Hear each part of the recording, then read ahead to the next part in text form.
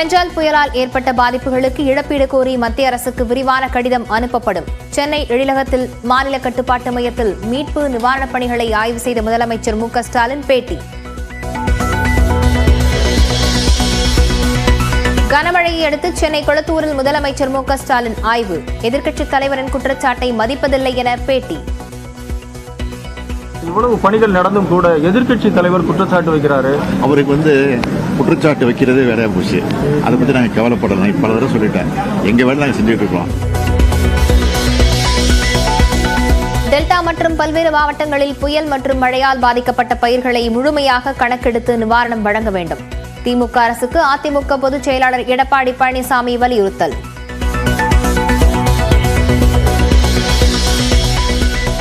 சர்வதேச அரசியல் படிப்பை முடித்துக் கொண்டு லண்டனில் இருந்து சென்னை திரும்பிய பாஜக தலைவர் அண்ணாமலை விமான நிலையத்தில் உற்சாகமாக வரவேற்ற தொண்டர்கள் மற்றும் நிர்வாகிகள்.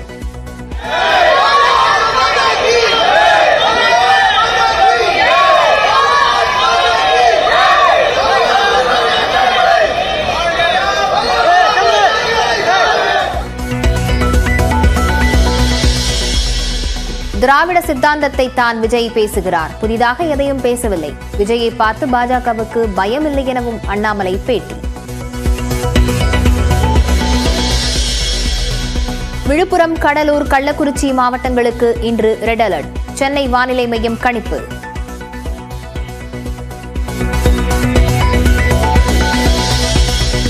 புயலால் மழை கொட்டி தீர்த்த புதுச்சேரியில் அதிகனமழை தொடரும். காரைக்காலில் மிக கனமழை பெய்யும் எனவும் வானிலை மையம் எச்சரிக்கை.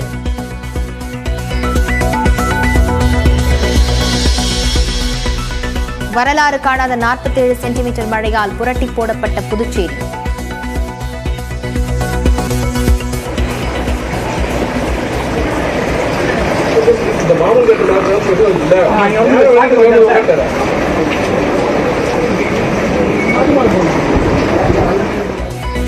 வெள்ளக்காடாக காட்சியளிக்கும் வீதிகளில் தவிக்கும் மக்கள்.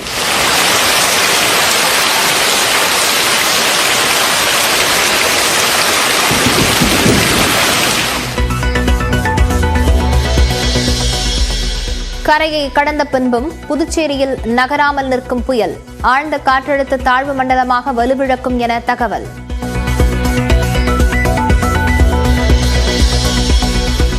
விழுப்புரம் மாவட்டம் மயிலத்தை மிரட்டி 50 சென்டிமீட்டர் மழை. புதுச்சேரியில் வரலாறு காணாத வகையில் 47 சென்டிமீட்டர் மழை கொட்டி தீர்த்தது.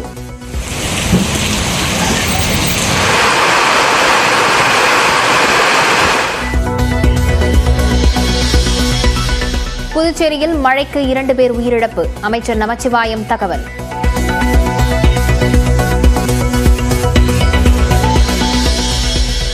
அதிகனமழையால் புதுச்சேரி அருகே நிரம்பிய வம்புப்பட்டி ஏரி. விழுப்புரம் செல்லும் சாலையில் வெள்ளப்பெருக்கால் போக்குவரத்து நிறுத்தம்.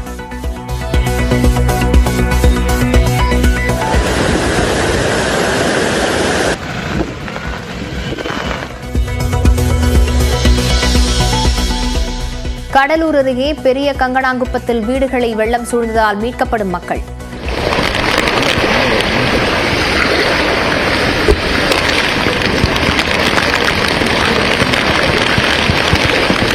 விழுப்புரம் மாவட்டம் செஞ்சியிலும் பொதுமக்கள் மீட்பு.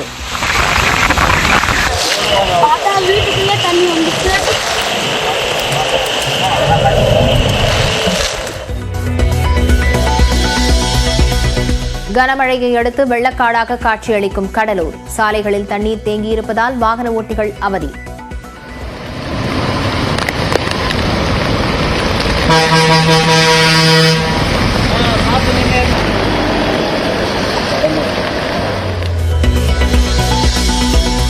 விழுப்புரம் மாவட்டம் செஞ்சியில் மருத்துவமனைக்குள் புகுந்த மழைநீர். கடைக்குள் வெள்ளம் புகுந்ததால் மூழ்கிய 6 கார்கள்.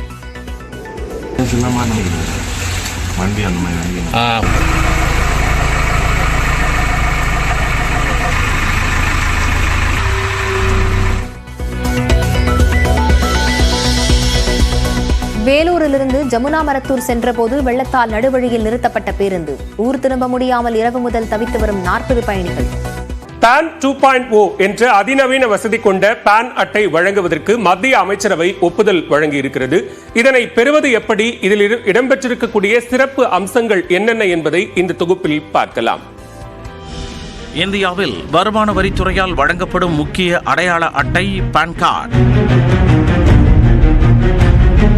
வருமான வரி செலுத்துவதற்கு மட்டுமின்றி வங்கிகளில் குறிப்பிட்ட அளவிற்கு மேல் பணம் எடுப்பதற்கு, பண பரிமாற்றத்திற்கு என நிதி சார்ந்த பல்வேறு விஷயங்களுக்கு பான் அட்டை அவசியம்.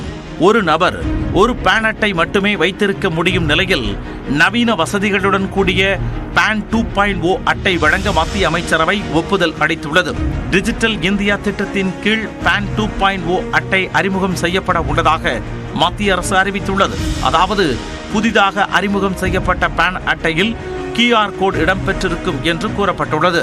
தற்போது நடைமுறையில் உள்ள பான் அட்டையில் எண் மற்றும் எழுத்தில் 10 இலக்க அடையாள குறியீடு உள்ளது.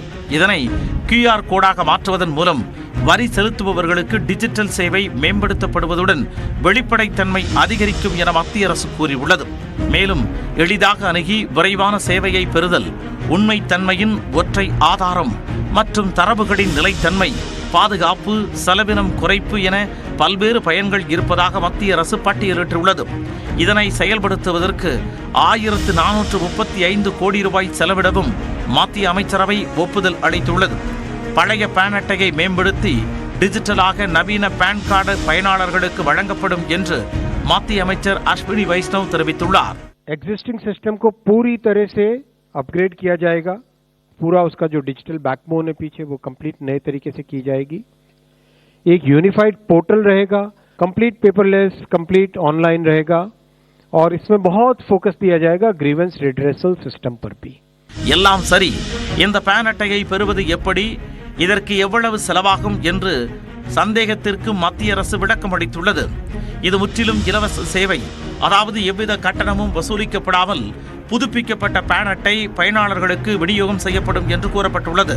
பான் எண்ணும் மாறாததால் பொதுமக்கள் கவலையடைய தேவையில்லை. தற்பொழுது நாடு முழுவதும் 78 கோடி பான் கார்டுகள் பயன்பாட்டில் உள்ள நிலையில் அனைத்தையும் மத்திய அரசு புதுப்பிக்க உள்ளது. எனவே பழைய பான் கார்டுக்கு குட் பை சொல்லிவிட்டு QR வசதி கொண்ட புதிய பான் கார்டை பயன்படுத்த தயாராவோம். முதலமைச்சர் மு க ஸ்டாலின் தற்போது செய்தியாளர்களை சந்தித்து வருகிறார். நேரடி காட்சிகளை பார்க்கலாம். தூர்வாரக்கூடிய அந்த பணிகளின் காரணமாகவும் பெரும்பாலான பகுதிகளில் தண்ணீர் தேங்கவில்லை என்பது உங்கள் அனைவருக்கு. வடசென்னை பகுதியில் மழைநீரை அகற்றுவதற்கு ராட்சச மின் மோட்டார்கள் பயன்படுத்தப்பட்டு மழைநீர் அகற்றப்பட்டிருக்கு. தொடர்ந்து அந்த பணி நடந்துகிட்டு இருக்கு. சில இடங்களில் மழைநீர் தேங்கக்கூடிய இடங்களில் அதனை வெளியேற்றக்கூடிய வகையில் பல்வேறு திறன் கொண்ட 1686 மோட்டார் பம்புகள் எப்பொழுதும் தயார் நிலையில் இருக்கிறது. தேங்கிய இடங்களில் உடனுக்குடன் தண்ணீர் வெளியேற்றப்படுகிறது. சென்னையில் இருக்கக்கூடிய 22 சுரங்கப்பாதைகளில் 21 சுரங்கப்பாதைகளில் போக்குவரத்து சீராக அமைஞ்சிருக்கு. தொடர்ந்து போக்குவரத்து நடந்துகிட்டு இருக்கு. கணேசபுரம் சுரங்கப்பாதைகளை பொறுத்த வரைக்கும் அது ரயில்வே மேம்பால பணி நடந்துட்டு இருக்கிற காரணத்தினால போக்குவரத்து நிறுத்தி வைக்கப்பட்டிருக்கு. சென்னையில் 32 முகாம்கள் அமைக்கப்பட்டு அந்த முகாம்கள் மூலமா 1018 நபர்கள் அதில் தங்க வைக்கப்பட்டு அவர்களுக்கு தேவையான உணவு, குடிநீர் உள்ளிட்ட அடிப்படை வசதிகள்லாம் செய்து கொடுக்கப்பட்டிருக்கு. பொதுமக்களுக்கு இன்று வரை 9,10,000 உணவுப் பத்திரங்கள் வழங்கப்பட்டிருக்கிறது. நேற்றைய தினம் அம்மா உணவகங்கள் மூலமாக இலவசமாக உணவுகள் வழங்கப்படும் என்று நான் அறிவித்திருந்தேன். அந்த அடிப்படையில் 386 அம்மா உணவகங்களில் 1,07,047 பேருக்கு உணவு இலவசமாக வழங்கப்பட்டிருக்கு. வடகிழக்கு பருவமழையை முன்னிட்டு பெருநகர சென்னை மாநகராட்சியில் அலுவலர்கள், பொறியாளர்கள், தூய்மை பணியாளர்கள் என மொத்தம் 22,000 பேர் மழைக்கால மீட்பு நடவடிக்கைகளில் ஈடுபட்டு இருக்காங்க. குடிநீர் வழங்கல் மற்றும் கழிவுநீர் அகற்றும் பணிகளை 2149 களப்பணியாளர்கள் மேற்கொண்டு வருகிறார்கள். எதையும் எதிர்கொண்டு சமாளிக்கும் வகையில் சென்னை தயார் நிலையில் இருந்துட்டு இருக்கு. அதைத் தொடர்ந்து இன்று காலையில் குளத்தூர் தொகுதிக்கு நான் போயிருந்தேன். கடந்த காலங்களில் தண்ணீர் நிற்கக்கூடிய பகுதிகளில் எங்கும் இப்போ தண்ணீர் தேங்கல. இதை மக்களே மகிழ்ச்சியாக தெரிவித்தாங்க. ஒரு சில ஊடகங்களை தவிர்த்து பல்வேறு ஊடகங்களில் சென்னை மக்கள் அதை பாராட்டி இருக்கிறாங்க. அதுக்காக நம்ம அவங்களுக்கு நன்றியை தெரிவிச்சுக்கிறேன். மாநிலத்தின் மற்ற மாவட்டங்களின் நிலைய நேற்று முதல் இன்று வரை நம்முடைய தலைமைச் செயலாளர் மூலமோ அந்தந்த மாவட்ட அமைச்சர்கள் மாவட்ட ஆட்சியர்கள் மூலமாக தொலைபேசி மூலமாக நான் தொடர்ந்து கேட்டுக்கிட்டு இருக்கிறேன். அந்த வகையில் விழுப்புரம் மாவட்டத்தை பொறுத்த வரைக்கும் இதுவரைக்கும் வரலாறு காணாத வகையில் மழை அங்கே பதிவாகியிருக்கு. அந்த மாவட்டத்தை பொறுத்த வரைக்கும் அதனுடைய நிலைமையை தொடர்ந்து நாங்கள் கண்காணிச்சுக்கிட்டு இருக்கிறோம்.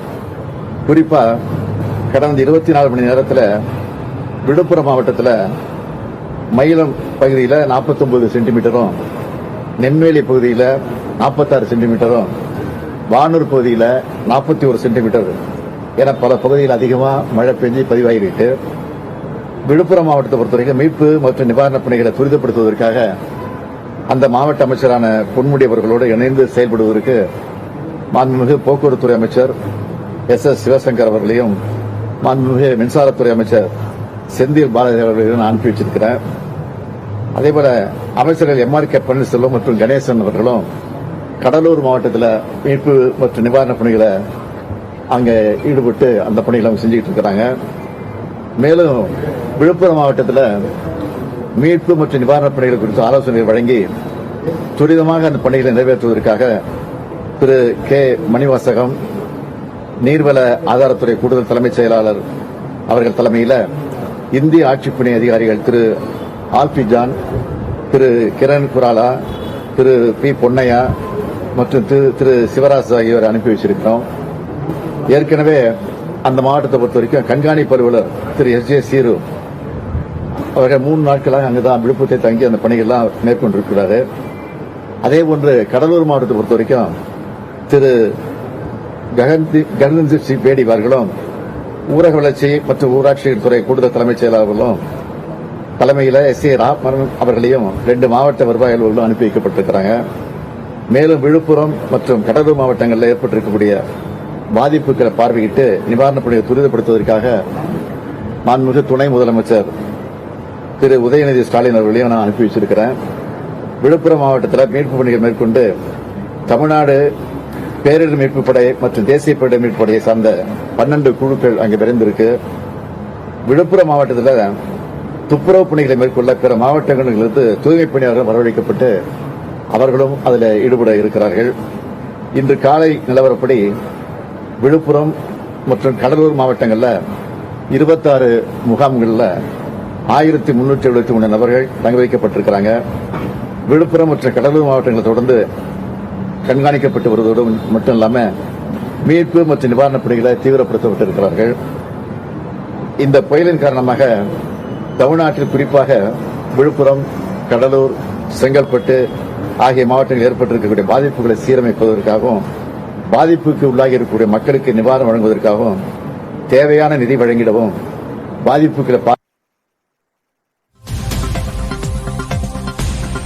மக்களுக்கு நிவாரணம் வழங்குவதற்காகவும் தேவையான நிதி வழங்கிடவும் பாதிப்புகளை பார்வையிட மத்திய குழுவை இணைப்பு வைத்திட வேண்டும் என்று ஒன்றிய அரசை கேட்டுக்கொள்ள இருக்கிறோம். இன்று திருவண்ணாமலை மற்றும் கள்ளக்குறிச்சி மாவட்டங்களிலும் மழை அதிக அளவு இருக்கும் என்று எதிர்பார்க்கப்படுகிறது. எனவே அந்த மாவட்ட அலுவலர்கள் தயார் நிலையில் இருக்க அறிவுறுத்தி இருக்கிறோம் என்பதை தெரிவித்துக் கொள்கிறேன். சென்னை பொறுத்த வரைக்கும் ஏற்கனவே நம்ம தமிழக அரசு 3 WRலேருந்து 3 கனலை கொடுத்துருந்தோம். ஓட்டியர் கனல் இவங்களாம் கூறுவாங்க. இன்னுமே பி கனல் கொடுத்தா நல்லா இருக்கும். ஏன்னா இந்த பக்கம் இவங்க கிட்ட கொடுத்தீங்கன்னா அதாவது சென்னை கார்பரேஷன் லிமிட்டுக்குள்ள வரும்போது இவங்க ஒட்டுமொத்தமாக வேலை செய்யறதுக்கு கொஞ்சம் இன்ட்ரெஸ்டாக இருக்கும். ஏன்னா நீங்கள் அதை கொண்டு பரவாயில்ல. இன்னொரு விஷயத்தில் ஒரு பதிவு பண்ணுறோம். உண்மையாலுமே நேற்றுலாம் எந்த மின்தடையும் இல்லை. குறிப்பாக நல்லாவே ஒர்க் பண்ணாங்க. கார்பரேஷன் முதற்கொண்டு அனைத்து துறையும் நல்லாவே வேலை பார்த்தாங்க. அவங்களுக்கும் நன்றியை பாராட்டுகளை இந்த நேரத்தில் பதிவு பண்ணிக்கிறோம். நன்றி நன்றி. மத்திய அரசு கிட்ட கூடுதலா தமிழக அரசு என்ன எதிர்பார்க்கிறோம்? தேசிய பேரிடர் மீட்பு குழு வரணும்னு எதிர்பார்க்கிறோமா? என்ன நிலவரம்? மழை இன்னும் பல மாவட்டங்களில் தொடர்ந்து பெஞ்சிக்கிட்டு இருக்கு. இன்னும் நிற்கல, முழுமையாக நிற்கல. எனவே ஓரளவு மழை குறைஞ்ச பின் தான் பாதிக்கப்பட்ட மக்களுக்குரிய நிவாரணம் வழங்கணும். அதே மாதிரி பயிர் சேதத்தை பொறுத்த வரைக்கும் மழை நீர் வடிந்தவுடன் முறையாக கணக்கெடுப்பு நடத்தணும். இதெல்லாம் இந்த இழப்பீடு தொகை எப்படி வழங்குறதுங்கிறத அப்புறம் தான் முடிவு பண்ண முடியும். நாளை தினம் சம்பந்தப்பட்ட அதிகாரிகளோடு நாங்கள் ஒரு கூட்டம் நடத்த இருக்கிறோம். தலைமை செயலகத்தில் அதில் கலந்து பேசி முடிவெடுத்து அதுக்கு பிறகு மத்திய அரசுக்கு இது குறித்து விளக்கமாக நாங்கள் கடிதம் எழுதுவோம். காணொலி காட்சி மூலமா அவங்களோட பேசிட்டு இருந்தீங்க மற்ற அதிகாரிகளோட. நீங்க வந்து ஏதாவது விழுப்புரமோ அல்லது பக்கத்தில் போகக்கூடிய வாய்ப்பு இருக்கு? ஏன்னா இன்னும் கரையை கடக்கல அப்படின்னு சொல்லக்கூடிய சூழல்ல எந்த மாதிரி பாதிப்பு வரும்னு அவங்க சொல்லியிருக்காங்க. நம்ம என்ன தயார் நிலையில் இருக்கிறோம்? அமைச்சர்கள் சென்றிருக்கிறார்கள், அதிகாரிகள் மூத்த அதிகாரிகள் அனுப்பிச்சு வச்சிருக்கிறோம். ஏற்கனவே அந்த மாவட்டத்தில் அனுபவம் உள்ள கலெக்டர் அதிகாரிகள் அனுப்பிச்சு வச்சிருக்கிறோம். தேவைப்பட்டால் முதலமைச்சராக இருக்கட்டும் நானும் செல்வேன். ஏற்கனவே நம்ம ஏற்கனவே கோரிய நிதி மத்திய அரசிடம் பல்வேறு நிதிகள் வந்து நமக்கு முழுசா வரலன்ற ஒரு குற்றச்சாட்டு இருக்கு. இந்த சூழ்நிலை இப்ப கூடுதல் நிதி கேட்பது அவங்க அதை எப்படி பார்ப்பாங்க? முழுமையா நிதி வரும் நம்ம நம்புறோமா சார் தமிழக அரசு? நீங்க நல்லதே நினைக்கிறீங்களா? ஏன் கெட்டதை நினைக்கிறீங்க? நல்லதே நினைப்போம். அப்படிதான் நினைச்சு போனதே நினைச்சோம், வரல. இந்த டைம் கிளம்புறோம், வரலன்னா என்ன எப்படி சமாளிக்கிறது? இப்போ எப்படி சமாளிச்சோமோ அப்படி சமாளிப்போம். சார் வேற திட்டம் எதனா இருக்கா சார்? சென்னை மாநகராட்சி சிங்காரம் சென்னை திட்டம்லாம் கொண்டு வரப்பட்டும் பாலங்களுக்கு தண்ணி தேக்கமானது இருந்து கொண்டே இருக்கு. எந்த பாலங்களை தங்கி சார் டி நகர் அந்த பாலங்களே இருந்து சார் நேற்று இருந்ததே இன்னைக்கு இல்லை சார். மழை பெஞ்சிட்டு இருக்கும்போது இருக்கதாங்க செய்யும். மழை நின்று 10 நிமிஷத்துல போயிடுச்சு இல்லைல்லாம், அதை பாருங்க போல.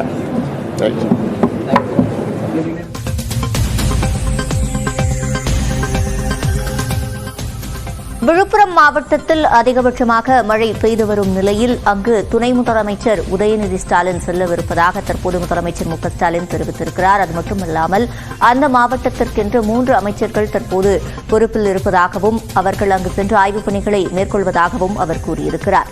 மேலும் விழுப்புரம், கள்ளக்குறிச்சி ஆகிய மாவட்டங்களுக்கு மத்திய குழுவை அனுப்பி வைக்க வேண்டும் என்ற கோரிக்கையையும் அவர் விடுத்திருக்கிறார்.